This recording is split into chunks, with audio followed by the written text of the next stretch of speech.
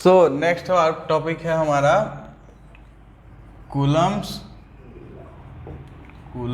Law. अब ये क्या है, चलो देखते हैं। तो आप लोग जान रहे हो, ये चीज़ आपने देख लिया है। क्या देखा है कि भाई दो चार्जेस हैं, अगर पॉजिटिव तो इनके बीच में लगता है रिपल्शन, ठीक है। लेकिन ये रिपल्शन तो फोर्स है ना, अट्रैक्शन रिपल्शन जो भी होता है ये होता है फोर्स। अब ये फोर्स का मैग्नीट्यूड के बारे में तो बात अभी तक नहीं कर पाए हैं ना, किसी ने किया भी नहीं था। तो कूलम भाई साहब वो पहले साइंटिस्ट थे जिन्होंने कैलकुलेट किया कि दो चार्जेस के बीच में कितना फोर्स लगेगा, ठीक। तो उन्होंने बताया कि अगर दो चार्जेस हैं और इनके बीच का डिस्टेंस मान लेते हैं कुछ r है, तो दोनों चार्ज एक दूसरे पे लगाएंगे फोर्स, ठीक है। ये चार्ज मान लेते हैं Q1 है, ये चार्ज मान लेते हैं Q2 है। तो ये जो फोर्स लग रहा होगा वो डायरेक्टली प्रोपोर्शनल होगा दोनों चार्जेस के प्रोडक्ट के, और इन्वर्सली प्रोपोर्शनल होगा इनके बीच के डिस्टेंस के स्क्वायर के। और इसी लॉ को हम लोग क्या बोलते हैं, इसी को हम लोग बोलते हैं इनवर्स स्क्वायर लॉ। ध्यान रखना भाई, ये इनवर्स स्क्वायर लॉ एक बार आ गया था गलती से एग्जाम में, ठीक है। तो आगे बढ़ते हैं। तो भाई ये दो रिजल्ट हमारे पास थे, इनको कर दो combine, Q1 Q2 by are square. अब ये प्रोपोर्शनल साइन से तो अपने को कोई खास लेना देना है नहीं ना, तो एक काम करते हैं, इसको हटा देते हैं चलो, और लिख देते हैं K Q1 Q2 by are square.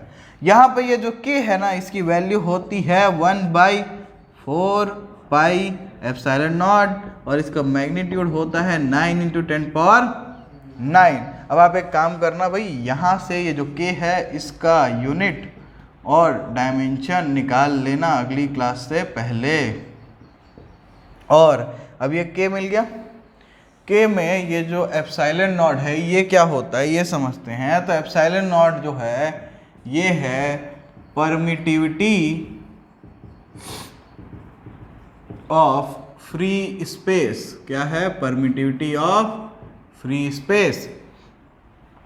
तो अगर ये K की वैल्यू को फोर्स के एक्सप्रेशन में डाल दें तो F क्या हो जाएगा, 1/4 pi epsilon not Q1 Q2 by are square. Okay, so अब इस एक्सप्रेशन का यूज करके हम लोग फोर्स निकालते हैं जो चार्जेस के बीच में। और 1/4 पाई एप्सिलॉन नॉट की जगह जब कैलकुलेट करोगे तो क्या यूज करोगे, 9 × 10⁹। अच्छा, यहाँ ये एक्सप्रेशन को देख के ना अब आप लोग एक काम करना है, एप्सिलॉन नॉट का भी यूनिट एंड डायमेंशन निकाल लेना। ये आपके प्रैक्टिस के लिए है, ऐसा कोई लेना देना यहाँ पे नहीं है। 11th के एग्जाम में आते थे यूनिट डायमेंशन के सवाल। हाँ, MCQ में आ सकता है ना, what is the dimension of epsilon not unit of K, तो उसके लिए आपको इसको करना पड़ेगा। और JEE में यूनिट डायमेंशन सवाल आते हैं, नीट में भी आते हैं, सो बी केयरफुल।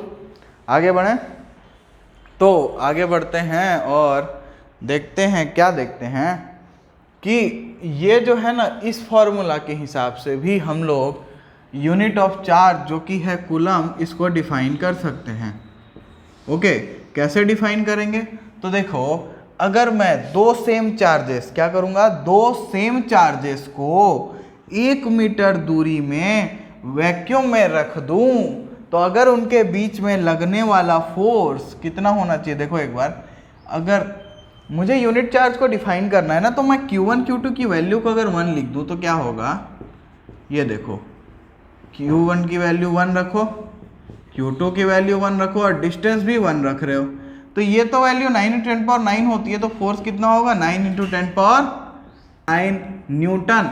तो इस यूनिट ऑफ चार्ज, ये 1 कूलम है, इसको मैं ऐसा डिफाइन कर सकता हूँ क्या, कि जब दो इक्वल एंड सिमिलर चार्जेस को मैं वैक्यूम में 1 मीटर दूर रखूं और उनके बीच में लगने वाला रिपल्सिव फोर्स 9 × 10⁹ न्यूटन हो, तो मैं उन चार्जेस को बोलूंगा they are of 1 coulomb each. So 1 coulomb is the amount of charge that repels an equal and similar charge with a force of 9 × 10⁹ Newton when placed in a vacuum at a distance of 1 meter from it. Clear है ये? बहुत बढ़िया। So अब देखो, ये ऐसा है क्या कि ये हर जगह वैलिड है क्या कूलम्स लॉ?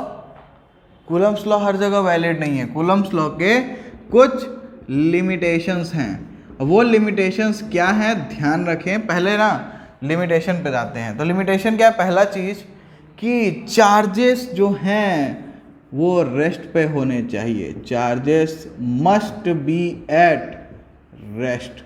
चार्जेस रेस्ट पे होने चाहिए क्योंकि हम लोग इलेक्ट्रोस्टैटिक फोर्स की बात कर रहे हैं, ठीक है। दूसरा चीज ये है कि ये जो फोर्स है ये किधर लगेगा?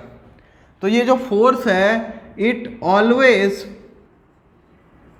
Acts along line joining two charges, line joining two charges, ठीक है। तो जो फोर्स लगता है अगर मैं ये दोनों चार्जेस के सेंटर को ज्वाइन कर दूं तो मुझे एक लाइन मिलेगी, क्योंकि 2 पॉइंट से एक ही लाइन पास हो सकती है, तो उस लाइन के अलोंग ही हमेशा फोर्स लगेगा, हमेशा। क्लियर है ये बात? अच्छा, इसके अलावा जो तीसरा चीज है इसमें वो ये है कि आपका जो चार्ज का साइज होगा, वैसे तो वो बहुत छोटा होता है, बट दो चार्जेस के बीच में कूलम फोर्स निकालने के लिए, इलेक्ट्रोस्टैटिक फोर्स के बारे में बात करने के लिए, कूलम्स लॉ यूज करने के लिए ये चीज जरूरी है कि इनके बीच का जो डिस्टेंस हो वो इनके न्यूक्लियर साइज से तो बड़ा हो। So the separation between charges, separation between charges must be greater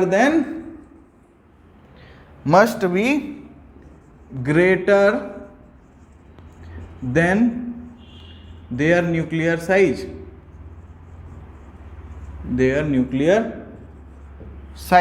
clear है? सो ये 3 लिमिटेशन होते हैं किसके? कूलम्स लॉ के, ठीक है। अच्छा, उसके अलावा एप्सिलॉन नॉट जो है इसकी वैल्यू भी हम लोग लिख सकते हैं। तो एप्सिलॉन नॉट की जो वैल्यू है वो होती है 8.855 इंटू 10 पावर 12, 8.855 इंटू 10 पावर 12। इसको भी याद करने की ऐसी ज़रूरत नहीं है क्योंकि इस वैल्यू ये जो 1/4 पे एप्सिलॉन नॉट है इससे काम हमेशा हो जाएगा तुम्हारा, टेंशन लेने की बात नहीं है। अगर इसको याद कर लिए हो ना तो एप्सिलॉन नॉट निकाल भी सकते हो, क्योंकि इसको उधर ले जाओ, इसको नीचे ले जाओ, डिवाइड कर लो, आ जाएगा तुम्हारा आंसर, ठीक। तो आगे बढ़ते हैं और अब देखो क्या है भाई, फोर्स कैसा होता है? फोर्स स्केलर होता है कि वेक्टर होता है? वेक्टर होता है। ये तो हम लोग केवल स्केलर की बात कर रहे हैं, फोर्स के मैग्नीट्यूड की बात कर रहे हैं, उसके डायरेक्शन की तो हमने बात की ही नहीं। तो अगला हम लोग करेंगे Coulomb's law in vector form. क्या करेंगे? Coulomb's law in vector form. क्योंकि हमारा जो चार्ज है वो हमेशा 2 नहीं होगा, हो सकता है 3 चार्जेस रखे हों, हो सकता है 4 चार्जेस हो सकता है एक ट्राइंगल के तीनों वर्टाइसेस पे चार्जेस हो सकता है कोई आर्बिट्री से वो उसमें पॉलीगॉन एक बना हो उस चार्जेस के, अगर लाइन जॉइनिंग को ड्रॉ कर दूँ तो इसका मतलब क्या है? मुझे वेक्टर का आइडिया तो होना चाहिए, मतलब मुझे इसके डायरेक्शन के बारे में बात करने के लिए वेक्टर को समझना तो पड़ेगा। सो नेक्स्ट टॉपिक हमारा होगा Coulomb's law in vector form, ठीक है। सो आगे देखते हैं। सो वही करते हैं, पहले तो वही सेम है, एक चार्ज लिए, ये दूसरा चार्ज लिए, ये चार्ज है Q1, ये चार्ज है Q2, इनके बीच का डिस्टेंस है मान लो R। अच्छा, 2 पे 1 फोर्स लगाएगा किस तरफ? इस तरफ। दोनों को मैंने पॉजिटिव कंसीडर कर रखा है। ये होगा force on 2 due to 1, okay. And 1 पे 2 फोर्स लगाएगा किस तरफ? इस तरफ। Force on 1 due to 2। Clear है ये बात? ठीक है।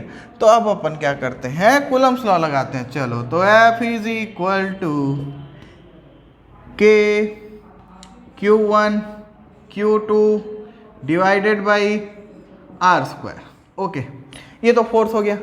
क्या मैं डायरेक्शन की बात कर सकता हूं? पहले मैं बात करता हूं, चलो 2-1 के लिए। F21 force on 2 due to 1, जो पहले आया उस पर लग रहा है, और दूसरे बाद में जो लिखे हैं वो फोर्स लगा रहा है। ओके, अब इसी चीज को देख के अब फोर्स 2 पे लग रहा है। कौन लगा रहा है? ये लगा रहा है।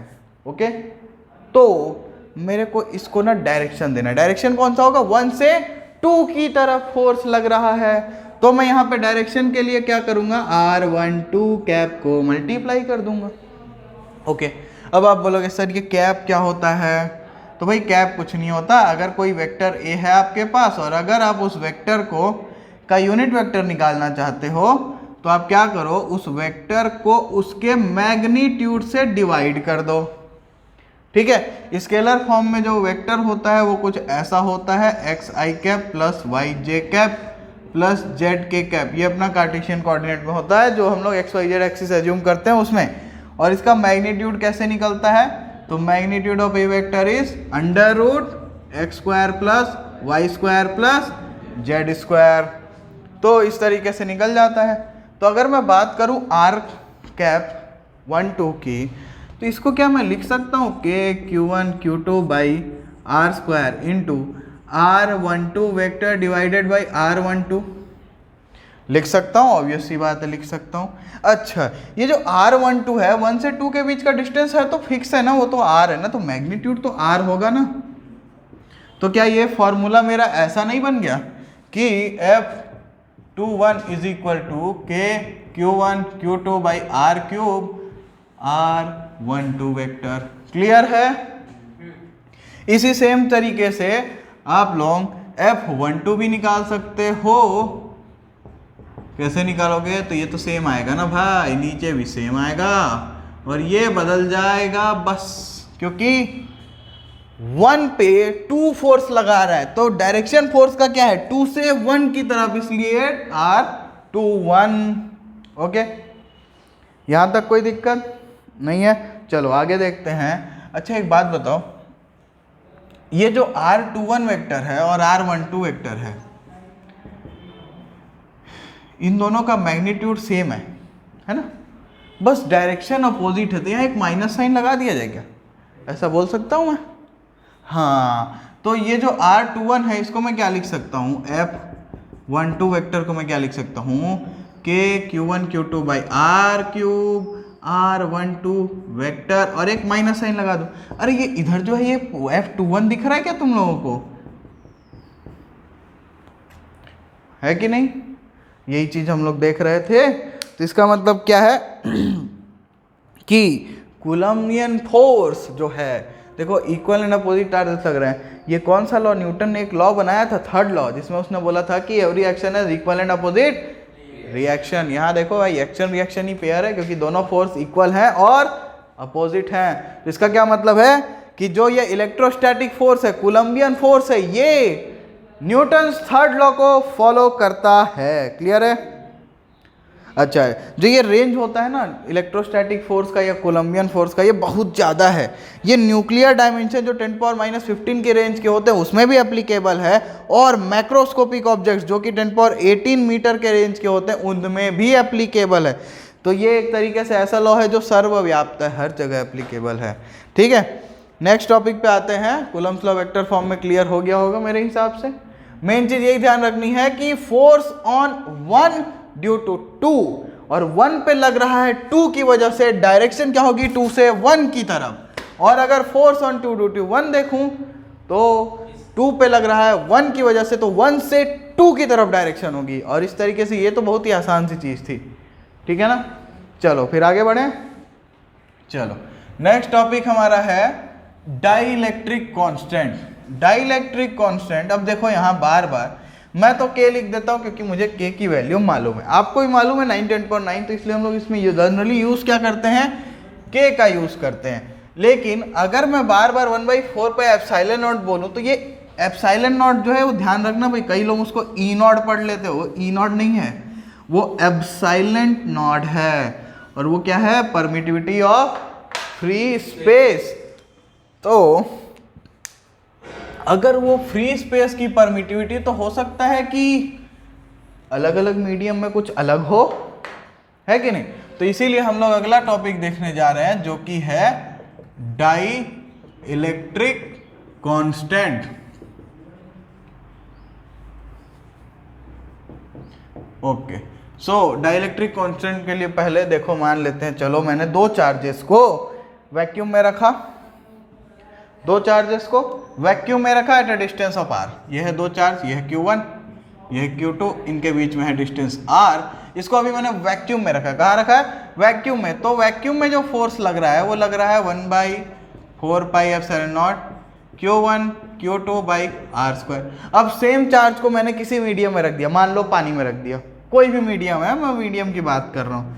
तो एफ मीडियम, जो मीडियम में फोर्स लगेगा ना, वो एप्सिलॉन नॉट यूज नहीं कर सकते तुम लोग, मीडियम का परमिटिविटी आ जाएगा ना वो। तो उसको मैं एप्सिलॉन लिख देता हूँ। चलो, तो ये बाकी सब कुछ तो सेम रहेगा, है ना। अच्छा, तो ये देखो यहाँ पे जो एप्सिलॉन नॉट है it is permittivity of free space, और यहाँ पे जो ये एप्सिलॉन है it is permittivity of that particular medium जिसमें हमने इस चार्जेस को रखा हुआ है at a distance of R. अब एक काम करो, एफ वैक्यूम को डिवाइड करो किससे? एफ मीडियम से, और देखो क्या मिलेगा।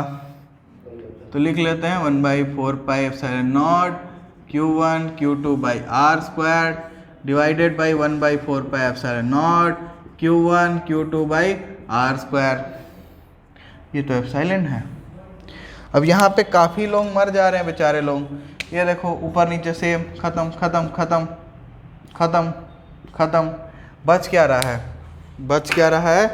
ये ऐसा बच रहा है 1/ε0 डिवाइडेड बाई 1/ε। ये क्या हो जाएगा?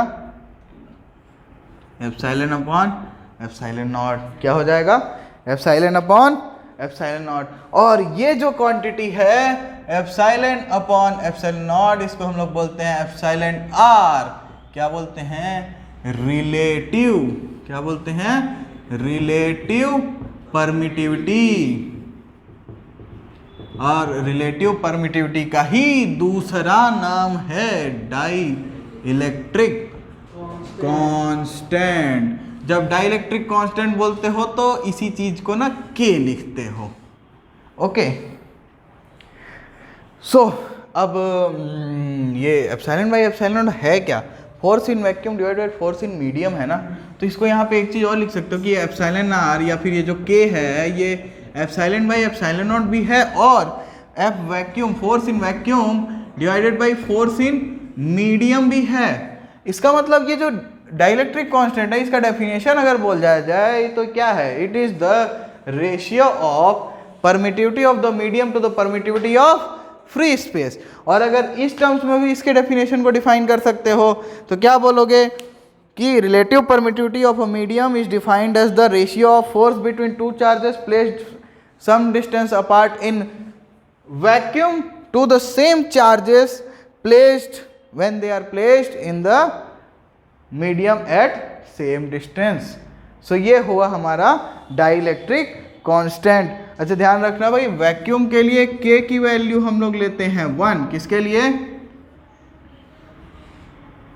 ये वैक्यूम की स्पेलिंग गलत हो गई क्या? VAWM vacuum. ओके, ये हटाते हैं ऐसा, ठीक है, अच्छा दिख रहा है। ओके, उसके अलावा एयर के लिए जो होता है ये वैल्यू, ये 1.00054 होता है। किसके लिए? हवा के लिए। और वाटर के लिए इसकी वैल्यू लेते हैं 80। तो कई बार न्यूमेरिकल में इसका यूज़ पड़ सकता है, तो आप लोग ध्यान में रखेंगे इस चीज़ को। ये क्लियर है? सो अब आप लोगों ने दो टाइप के फोर्सेस के बारे में थोड़ा सा डिटेल में जान लिया है। अब इससे रिलेटेड बहुत सारे सवाल किताबों में हैं, आप लोग बनाओ जितना बना सकते हो। अब मेन बात करते हैं ये कि हमने एक फोर्स देखा इलेक्ट्रोस्टैटिक फोर्स, एक हमने फोर्स देखा ग्रेविटेशनल फोर्स, जो लगभग एक जैसा ही दिखता है ना, क्योंकि F का वैल्यू जब ग्रेविटेशनल फोर्स था तो वो क्या था? Gm1m2 by are square. और इलेक्ट्रिक फील्ड में जो इलेक्ट्रिक फील्ड में बोल रहा हूँ, जो इलेक्ट्रोस्टैटिक फोर्स था वो क्या था? K Q1 Q2 by are square. अरे ये दोनों सेम नहीं लग रहा है क्या? क्या ये gravitational force Fg Gm1 m2 by are square और ये F इलेक्ट्रोस्टैटिक G नहीं K Q1 Q2 by are square. अरे ये दोनों तो बहुत सारे सिमिलर दिख रहे हैं, दो ये वाला मास के प्रोडक्ट के प्रोपोर्शनल होता है, ये चार्ज के, दोनों इनवर्स स्क्वायर लॉ को भी फॉलो कर रहे हैं, है कि नहीं। तो इसका मतलब क्या, इनमें कई सारी हैं सिमिलैरिटी और कई सारी हैं डिससिमिलैरिटी। सिमिलैरिटी क्या है, both follow inverse square law. Dissimilarity एक है क्या कि gravitational force is always attractive but electrostatic force can be attractive and also repulsive, ठीक है। ये तो इसके डिफरेंस के ऊपर में एनसीईआरटी में एक बहुत अच्छा सा एग्जांपल दिया हुआ है, जिसमें उसने क्या किया है, उसने एक क्या लिया था इसने यहाँ पे, एक इलेक्ट्रॉन और एक प्रोटॉन, एक इलेक्ट्रॉन और एक प्रोटॉन के बीच में लगने वाले ग्रेविटेशनल फोर्स और इलेक्ट्रोस्टैटिक फोर्स को कंपेयर किया हुआ है। तो उस क्वेश्चन को तुम लोग ट्राई कर सकते हो, काफ़ी अच्छा क्वेश्चन है। बस कुछ नहीं, ये फॉर्मूले यूज़ करके वैल्यू बस पुट करनी है, जो मैग्नीट्यूड आएगा ना उसको कंपेयर करना है कि भाई कौन सा ज़्यादा है कौन सा कम। तो ये आप लोग खुद कर दो और इसको मुझे बता देना, नहीं बनेगा तो डाउट पूछोगे तो मैं बताऊंगा ही, ठीक है। सो अपना नेक्स्ट टॉपिक है सुपर पोजिशन ऑफ फोर्सेस। कौन से फोर्सेस, इलेक्ट्रोस्टैटिक फोर्सेस। अब इसमें करना कुछ नहीं है, देखो वेक्टर का मैं थोड़ा सा आइडिया दूंगा ताकि काम हो जाए आसान। तो इससे पहले मैं आप लोगों को सिखा देता हूँ भाई वेक्टर एडिशन, इसका कर रहे हैं हम लोग रिवीजन। तो वेक्टर में क्या होता था, देखो एक ये ए वेक्टर मान लो, एक ये बी वेक्टर मान लो, और मैंने आपसे पूछा भाई मुझे बताइए ए वेक्टर प्लस बी वेक्टर। तो आप क्या करते हो, ये वेक्टर को उठा के यहाँ शिफ्ट कर देते हैं, ये वेक्टर को उठा के यहाँ पे शिफ्ट कर देते हैं, मतलब एक के हेड पे दूसरे की टेल रख दो और इस टेल को उठा के इस हेड से ज्वाइन कर दो।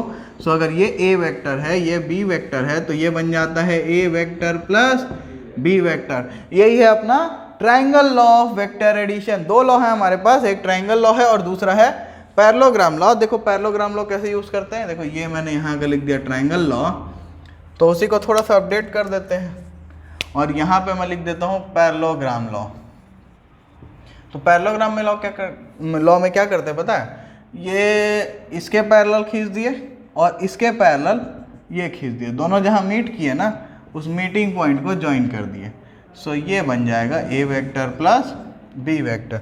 तो ये दो लॉ हैं और इनमें जो एडिशन का फॉर्मूला आता है ना वो सेम आता है, तो मैं बस वही लिखवा रहा हूँ, ठीक है। क्या होगा वो फॉर्मूला, सो ए वेक्टर प्लस बी वेक्टर का जो मैग्नीट्यूड होता है, मुझे बस उससे इंटरेस्ट है यहाँ पे, तो वो होता है mod a plus mod b plus 2 mod a mod b cos theta का रूट स्क्वायर है, यहाँ पे ध्यान रखना, ठीक। तो इस फॉर्मूले से हम लोग मैग्नीट्यूड निकाल लेते हैं। अगर किसी को डायरेक्शन निकालने का इंटरेस्ट है तो देखो यहाँ पे ये चीज़ कर सकता है, वो क्या कर सकता है, ये लाइन एक्सटेंड कर लेना, ये लाइन एक्सटेंड कर लेना, ये एंगल हम लोग थीटा लेंगे जो यहाँ पे यूज हुआ है, it is the angle between A and B vector. तो ये जो यहाँ पे है देखो, ये बी के दो कंपोनेंट हो जाएंगे, एक बी कॉस इधर एक इधर, ये एंगल यहाँ नहीं है भाई, ये एंगल है हमारा ये वाला, क्योंकि ये एंगल है थीटा, जो एंगल होता है वो ए वेक्टर और बी वेक्टर होता है। ए वेक्टर थोड़ा सा आगे एक्सटेंड कर लोगे तो ए और बी के बीच में थीटा एंगल मिलेगा। तो यहाँ से इस लाइन ये जो है ये क्या हो जाएगा, बी कॉस थीटा, और ये हो जाएगा बी साइन थीटा। अब देखो यहाँ एक बड़ा ट्राइंगल बन गया, मान लो ओ ए बी। इस ट्राइंगल में या इस ट्राइंगल में किसी भी एक में tan थीटा लगा के आप लोग डायरेक्शन भी निकाल सकते हो। ये वेक्टर एडिशन का पार्ट है, इसमें इतना डीप में जाने की ज़रूरत नहीं है। सो अब हम लोग आ सकते हैं सुपरपोजिशन ऑफ फोर्सेस पे। तो इसमें करना क्या, कुछ नहीं करना यार। ये देखो, ये एक चार्ज, ये दो चार्ज, मान लो ये ट्राइंगल के वर्टाइसिस पे रखे हुए थे। अभी ये इक्विलेटरल ट्राइंगल है। ये ट्राइंगल कैसा है, इक्विलेटरल। सो मैं यहाँ पे एक चार्ज रखूंगा क्यू नॉट, दोनों के बीच की डिस्टेंस है मान लो 1 मीटर, 1 मीटर, इक्विलेटरल है ना। सो मैं बोलूँगा भाई ए पे फोर्स बताओ। तो ए पे फोर्स बताने के लिए क्या करोगे, अगर मैं बोला ये पॉजिटिव है, ये पॉजिटिव है, ये नेगेटिव है, तो भाई लगेगा कैसा फोर्स, अट्रैक्शन, दोनों तरफ एक लगेगा, ये लगाएगा। ये मान लेते हैं कि ये है हमारा Q1, ये है Q2 और ये रखा हुआ है Q0। तो ये फर्स्ट चार्ज इस पे फोर्स लगाएगा तो क्या लिखेंगे उसको लिखेंगे फोर्स ऑन ये Q0 ड्यू टू Q1। दूसरा फोर्स इस तरफ लग रहा होगा force on Q0 due to Q2। ठीक है ना। अच्छा अब देखो यार, इनके बीच का एंगल तो तुम पता कर ही लोगे और फिर उसको कोई भी एक लॉ जो तुमको पसंद आता हो उस लॉ को यूज़ करके ये रिजल्टेंट निकाल लेना जो कि होगा F0। ठीक है। सो ये F0 क्या होगा, it will be equal to F Q0 Q1 plus F Q0 Q2। So दोनों फोर्सेस का वेक्टर सम मिलेगा मुझे नेट फोर्स इस चार्ज पे। तो इसी तरीके से और भी कई सारे कॉन्फ़िगरेशन होंगे। तो तुमको करना क्या है, कुछ नहीं, इनको ऐड करते जाना है बस। तो दो दो फोर्स को लोगे और उसको ऐड करते जाओगे, जितने भी होंगे उसको ऐड कर देना फिर फाइनली। सो यही है सुपरपोजिशन ऑफ फोर्सेस। तो अगर मैं बोलूँ सुपरपोजिशन फोर्सेस होता क्या है, तो F net is equal to F1 plus F2 plus Fn। ये कब है, फॉर n चार्जेस। ठीक, तो कर सकते हैं बड़े आराम से इसको। इस पे कोई फार्मूला हम लोग डिराइव नहीं करेंगे, इस पे बुक में कई सारे सवाल हैं, बनाओ जितना बनाना है। ठीक है। सो इस क्लास में इतना ही, नेक्स्ट क्लास में हम लोग इलेक्ट्रिक फील्ड पढ़ेंगे।